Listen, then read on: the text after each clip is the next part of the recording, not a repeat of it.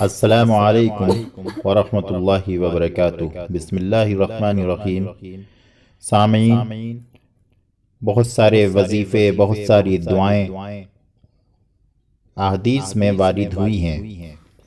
لیکن چونکہ ہمارا رابطہ نہیں ہوتا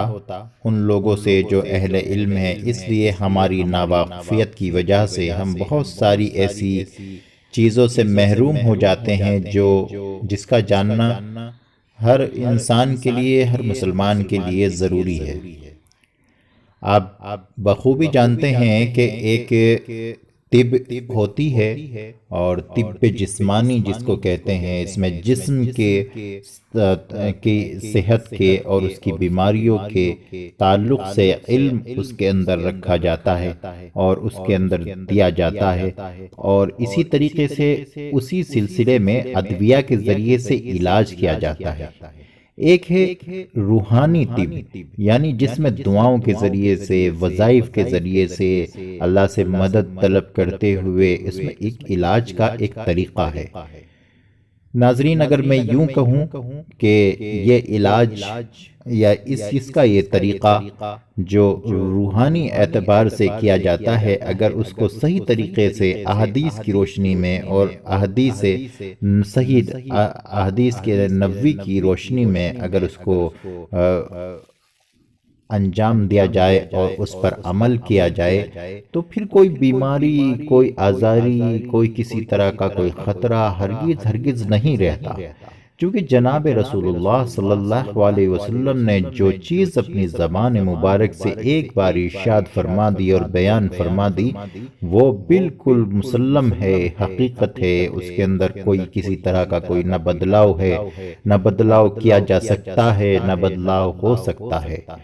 چونکہ آپ صلی اللہ علیہ وسلم کی زبان مبارک سے جو ارشادات نکلے ہیں وہ اس وحی کا حصہ ہے جو آپ صلی اللہ علیہ وسلم کو اللہ تعالیٰ نے یا تو کشف کے ذریعے سے، الہام کے ذریعے سے، یا فرشتوں کے ذریعے سے کسی نہ کسی صورت میں ان تک اس چیز کا علم دیا ہے۔ اور قرآن پاک میں ارشاد ہے کہ اللہ تبارک و تعالیٰ نے صاف ارشاد فرمایا کہ جو نبی تمہیں کوئی چیز بتاتے ہیں صرف وہ ہوتی ہے جو اللہ کی طرف سے ان کو دی گئی ہوتی ہے، یعنی معلومات جو احادیث کے ذریعے سے ہمیں ملتی ہے وہ بھی اللہ ہی کی طرف سے دیا گیا ایک علم ہے۔ اور آپ صلی اللہ علیہ وسلم کی زبان نبوت کا اثر اور زبان سے نکلی ہوئی بات ایسی ہے، ایسی حقیقت ہے کہ آپ نے جب بھی کوئی بات ارشاد فرما دی اور کسی بھی امتی نے کبھی بھی کسی بھی زمانے میں اس پر عمل کیا ہے تو یقیناً یہ بات 100% ایمان کے ساتھ کہی جا سکتی ہے اور کہی جانی چاہیے کہ اس نے اس کو بالکل اسی طرح سے مین معان پایا ہے۔ وہ ایک الگ بات ہے کہ انسان کی آنکھیں اتنی گنہگار ہوتی ہیں کہ اس فائدے کو، اس چیز کو وہ نہیں سمجھ پاتا ہے جتنا اس کو سمجھنا چاہیے تھا، یا اس کے اندر اس کی ادراک کی صلاحیت نہیں ہوتی ہے۔ جہاں تک آج کی دعا کا تعلق ہے، آج کے وظیفے کا تعلق ہے، تو یہ ان بیماروں کے لیے ہے جن کو ڈاکٹرز نے، حکیموں نے پرہیز بتا رکھا ہے اور کہہ رکھا ہے کہ اگر آپ یہ چیزیں کھائیں گے تو آپ کو بہت نقصان ہو سکتا ہے، لیکن کبھی کبھی بد پرہیزی ہو جایا کرتی ہے، کبھی کبھی ایسا ہو جایا کرتا ہے کہ لاکھ منع کرنے کے باوجود زندگی ایک طویل سفر ہے، اس طویل سفر میں بہت ساری پابندیاں انسان برداشت نہیں کر سکتا۔ تو اب آج کی ایک حدیث میں جو میں آپ کے سامنے تھوڑا پیش کروں گا، اس کا مفہوم پیش کروں گا، اور اس دعا کے بارے میں بھی میں آپ کے سامنے ذکر کروں گا۔ وہ دعا کون سی ہے کہ اگر انسان اس کو